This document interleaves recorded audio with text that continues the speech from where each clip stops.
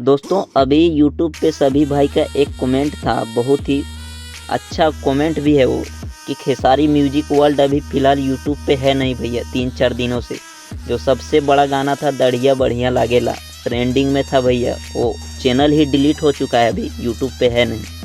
तो भैया चैनल तो आ जाएगा, 1-2 दिन के अंदर ही आ जाएगा।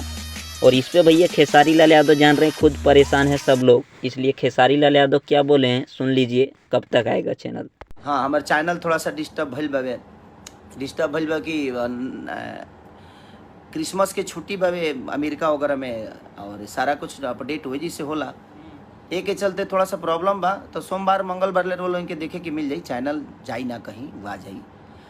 तो दोस्तों बिल्कुल सही बोला खेसारी लाल यादव ने, क्रिसमस होने के कारण जो होता है यूट्यूब का टीम भैया उसको रिट्रैक्ट नहीं कर पा रहा है बहुत जल्द। तो 1-2 दिन टाइम लगेगा भैया, इधर से रिस्पॉन्स गया बट ईमेल वापस नहीं आया है। तो भाई 1-2 दिन के बाद चैनल तो दिखने लगेगा। ये तो खेसारी लाल यादव भी बोले, अरे हम भी बोल रहे हैं, कल या परसों भैया चैनल दिखने लगेगा। तो thanks for watching, love you all.